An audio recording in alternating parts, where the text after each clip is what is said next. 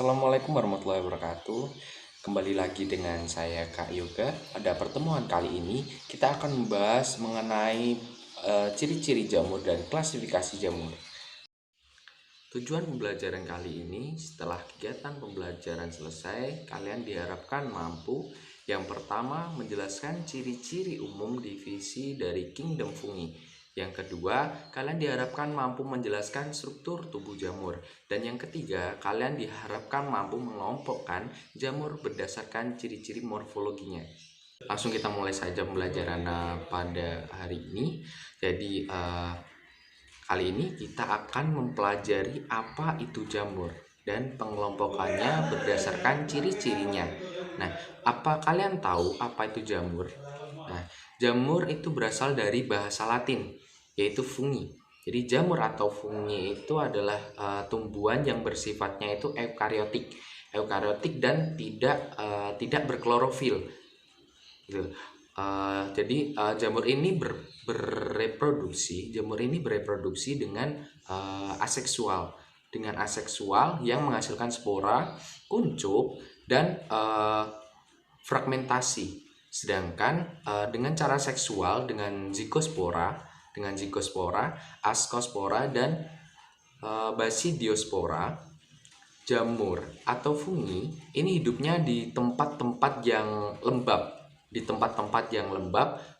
di air laut, di air tawar, di tempat yang asam dan bersimbiosis dengan ganggang yang membentuk lumut, begitu. Untuk ciri-ciri jamur atau fungi, nah fungi atau jamur itu merupakan organisme yang eukariotik ya, kebanyakan dia itu multiseluler. Nah, beberapanya itu mungkin bisa uniseluler seperti itu. Jadi jamur ini tidak berklorofil. Nah, sedangkan dinding selnya itu mengandung kitin dan glukan. Jadi jamur itu tidak berklorofil, dinding selnya itu mengandung kitin dan glukan. Nah, jamur itu bersifat heterotrof, yaitu sebagai saprofit, parasit, dan hidup bersimbiosis dengan organisme lain. Nah, dengan jamur ini itu banyak ditemukan di lingkungan sekitar kita. Nah, bentuknya itu macam-macam. Ada yang seperti bola, ada yang seperti payung, dan sebagainya. Nah, jamur itu berhabitat di tempat yang lembab, kurang cahaya, dan mengandung sisa-sisa organik. Nah, contohnya kayak pada kayu, pada lampu, dan tempat pembuangan sampah, kayak gitu. Nah, struktur jamur itu tergantung pada jenisnya. Nah, ada jamur yang uniseluler, misalnya itu kayak hamir. Terus ada juga pula jamur yang multiseluler, membentuk tubuh buah besar yang ukurannya itu mencapai 1 meter. Nah, itu contohnya kayak jamur kayu. Nah, tubuh jamur itu tersusun dari komponen dasar yang kita sebut sebagai hifa. Seperti ini. Nah, hifa itu adalah struktur menyerupai benang yang tersusun dari dinding berbentuk pipa. Nah, dinding ini itu menyelubungi membran plasma dan sitoplasma hifa. Nah, kebanyakan hifa itu dibatasi oleh dinding melintang atau septa.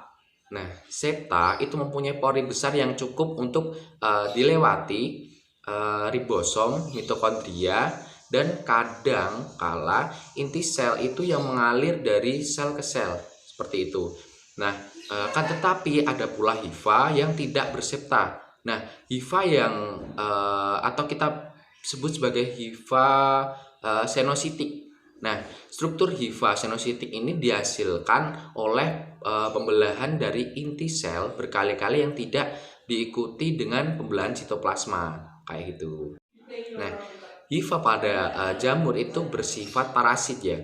Biasanya mengalami modifikasi menjadi Haustoria yang merupakan organ penyerap makanan dari jamur.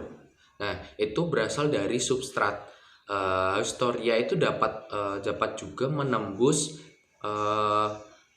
jaringan substrat. Jadi pada beberapa jamur dinding hifanya itu mengandung selulosa, tetapi pada umumnya itu terutama terdiri atas nitrogen organik, yaitu seperti kitin. Nah, macam-macam hifa akan saya jelaskan. Yang pertama itu ada hifa aseptat. Hifa aseptat itu seperti apa sih? Ya, yaitu hifa yang tidak mempunyai sekat. Hifa yang tidak mempunyai sekat dan septum, dan biasanya itu senosit dia tuh. Nah, yang kedua itu septat uninukleus, yaitu hifa dengan sel berinti tunggal. Sekatnya itu membagi hifa menjadi ruang-ruang dan setiap ruangnya itu berisi satu inti. Begitu. Nah, yang ketiga itu ada hifa septat. Ada hifa septat multinukleus, yaitu hifanya itu dengan sel banyak. Berdasarkan cara reproduksi seksualnya, fungi atau jamur itu dibagi menjadi 4 divisi ya. Dibagi menjadi 4 divisi, yaitu Zygomicota, Ascomycota, Basidiomycota, dan Deuteromycota. Kita akan mulai ke jamur Zygomicota. Nah, jamur ini dinamakan sebagai jamur Zygomicota karena membentuk spora istirahat yang berdinding tebal yang kita sebut sebagai zygospora. Nah, Zygomicota ini berhabitat di darat, di tanah, atau pada sisa organisme mati seperti itu. Jadi, Zygomicota ini merupakan kelompok utama yang dapat dikatakan itu penting karena membentuk mikorisa atau simbiosis jamurnya itu dengan akar tanaman. Nah, kemudian anggota Zygomicota yang utama itu hidup sebagai saprofit gitu. Nah, yang sekarang lanjut pada ciri-ciri Zygomicota. Ciri-ciri Zygomicota itu yang pertama, Zygomicota itu habitatnya tentu di darat, di tanah, dan hidup dengan saprofit. Nah, yang kedua merupakan sekelompok utama dalam membentuk mikoriza. Jadi simbiosis jamur dengan akar tanaman ya.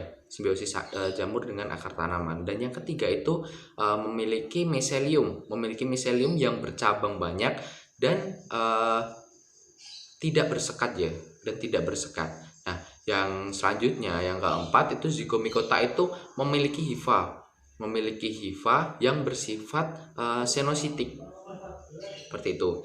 Yang kelima, dinding selnya itu terdiri dari kitin dan tidak memiliki zoospora, sehingga spora memiliki sel-sel yang berdinding gitu.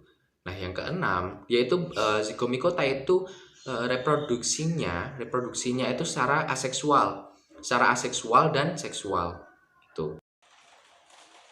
Yang selanjutnya adalah jamur Ascomycota. Nah, jamur Ascomycota adalah jamur yang berkembang biak dengan membentuk spora di dalam selnya. Nah, yang disebut sebagai ascus ya. Jadi, ascus ini berbentuk seperti kantung kecil. Nah, alat reproduksi dari aseksual dari Ascomycota itu berbentuk hifa.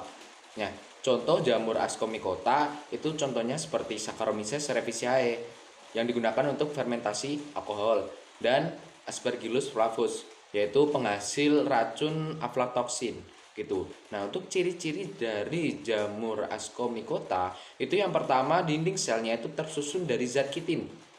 Nah, yang kedua, Ascomycota itu bersifat uniseluler dan multiseluler.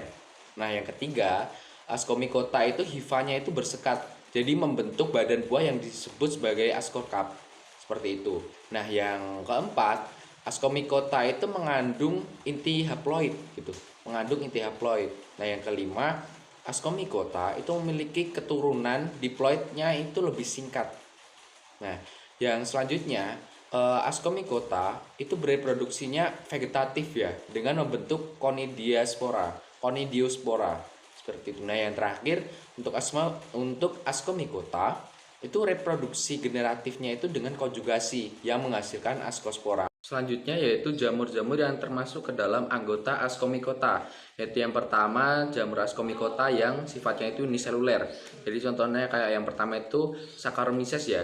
Jadi yang meliputi Saccharomyces cerevisiae, terus seperti Saccharomyces sake dan Saccharomyces tuak itu. Nah, yang kedua itu ada Candida, Candida sp.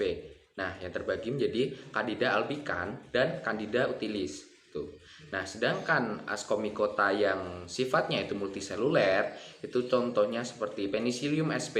Nah, seperti Penicillium notatum, Penicillium chrysogenum, Penicillium camemberti, Penicillium roqueforti, dan yang lainnya. Dan yang ketiga itu ada Aspergillus, Aspergillus sp. Seperti Aspergillus wenti, Aspergillus niger, Aspergillus flavus, Aspergillus oryzae.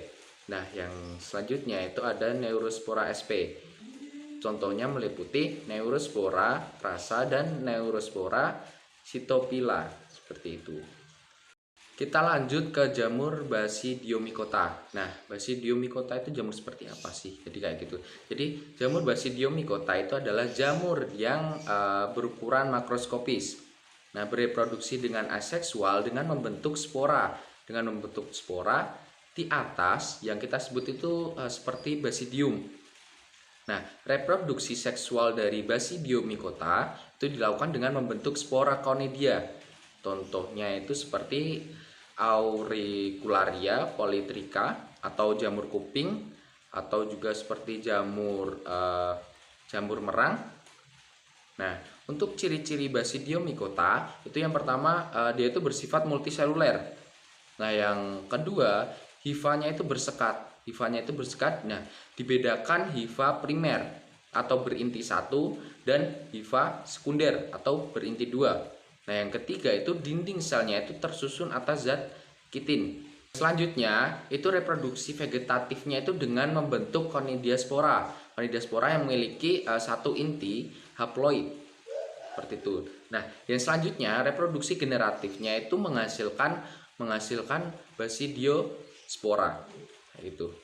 Nah, yang selanjutnya Basidiomycota itu mengandung inti haploid. Nah, mengandung inti haploid dan memiliki keturunan diploid itu lebih singkat. Nah, Basidiomycota itu juga memiliki basidiokarp ya, basidiokarp, dan badan buahnya itu berbentuk seperti payung atau kuping. Nah, itu. Nah, yang terakhir itu beberapa jenisnya, jenis Basidiomycotanya itu dapat dijadikan sebagai sumber makanan, terutama bagi manusia, seperti itu. Nah, yang terakhir adalah jamur Deuteromycota. Nah, jamur Deuteromycota itu beranggotakan jamur-jamur yang memang belum diketahui cara reproduksinya, cara reproduksi aseksualnya, cara reproduksi seksualnya. Jadi oleh sebab itu jamur ini, jamur Deuteromycota, kita sebut sebagai jamur yang imperfect gitu loh, jamur tidak sempurna.